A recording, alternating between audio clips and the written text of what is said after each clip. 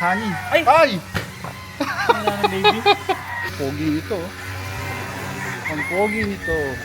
Tayo. Saka message din kayo. Comment kayo sa baba. Kung taga saan kayo at ano pang gusto nyong malaman sa video. Ayun, this is Charles Oronce of Oronce Brothers Game Farm. Bye-bye. Ay, may kanya-kanyang pangalan para hindi kami nalilito. Pag sinabi mo, asan si Pogi? Asan si... May Pogi, may Gwapo.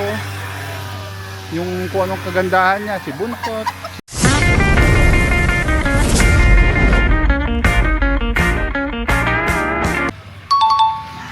Ohoy, ang bilis. Ano nang nahalo mo dyan? Honey. Honey. Ay! Ay! Wala na, baby. Ba't gano'n? Wala na, tubig. Ano na yun? Nagpagusta Okay lang tayo. yun. Ganun pala yun eh. Yun ang technique. Yan ang technique. May mga tips. Hmm. Para madaling magtunaw ang manok. No. May tubig. Ipatin nyo na kung ano yung mga yan. Oh.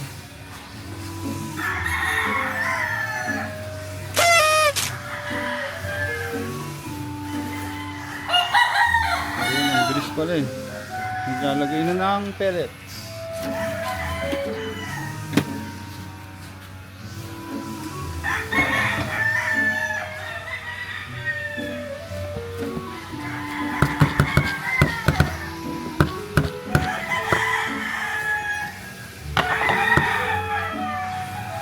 Kita nyo na yung mga kinakabit kung bakit ganun yung mga palong sa bitaw.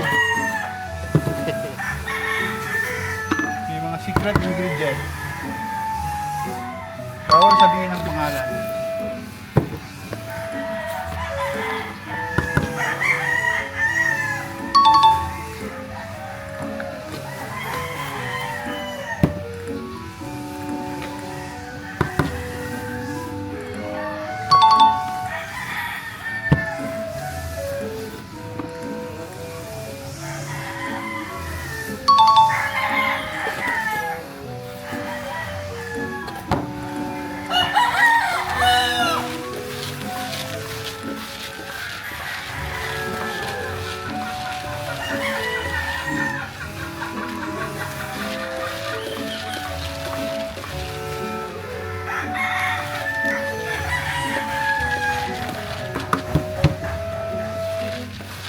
Yun. Ang sarap. Ayun. Alam na ng mga manok. Magkakagulo na sila.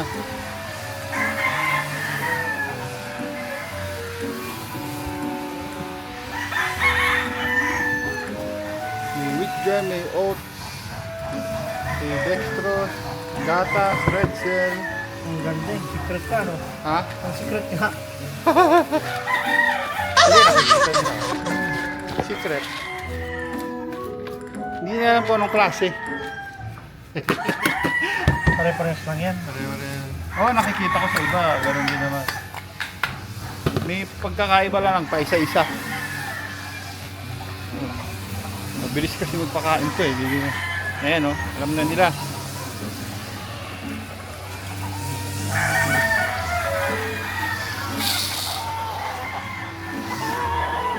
Ayan. Sabi nga namin, ang gaganda ng mga haba ng buntot ng mga manok natin. Pag nakikita kayo sa side. Dahil ba sa pagkain? Pero kasi yung palo, parang ano yan, parang mga bulak. Magandang katawan na magaan. Nang dahil sa pagkain. Hindi mo nakikita.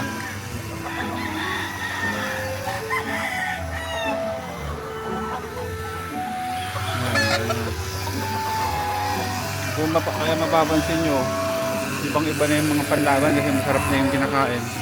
Iba na itsura nila dun sa mga naka-maintenance.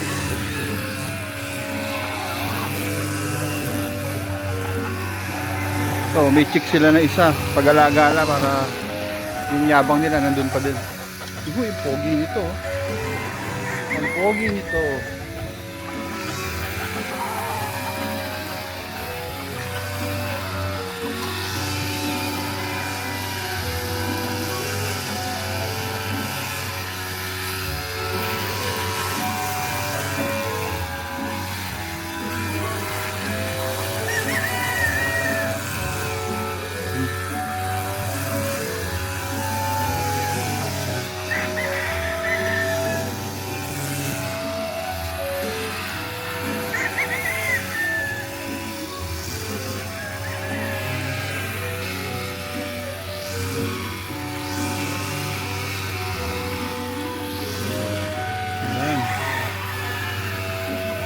Saka kami, pag meron kaming mga ganyan, mga hinahanda, lahat yan,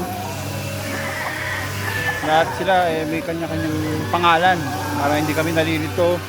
Pag sinabi mo, asan si Pogi, asan si may Pogi, may Guwapo, yung kung anong kagandahan niya, si Buntot, si Baribo, yan yung mga tawag namin.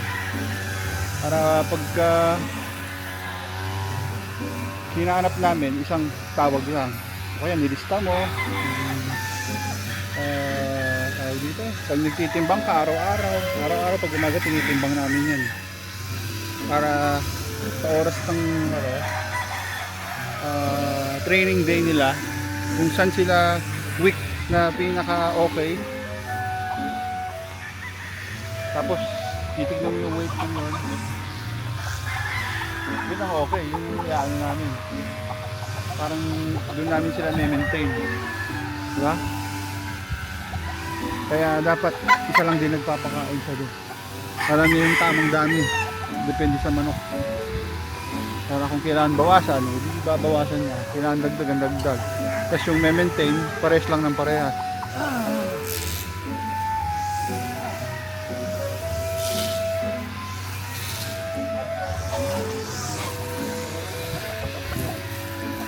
Makikita nyo difference sa mga nakahanda, ang sarap kinakain saka dito. Mga itsura nila oh. Medyo although may natatagong galing ng mga yan. Pero yung kumbaga yung ano nila, yung glow, iba ang glow pagka nabigyan na ng pansin talaga. Mamaya na yan, may mga hugasin. Video muna tayo. Tapos na sila oh. Bukas ulit si Boss Potpot. Mamaya maglalasing na to. Saka si Kobrik. Yan. Siya nag-ayos-ayos niyan. Pati yung mga poste. Kaya mga ibang gawain dito sa farm.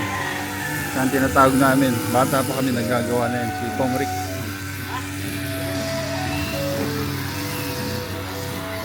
Yun lang. Inisip pa tayo. Saka message din kayo. Comment kayo sa baba kung taga saan kayo at ano pang gusto nyong malaman sa video. Ayun, this is Charles Oronce of Oronce Brothers Game Farm. Bye bye.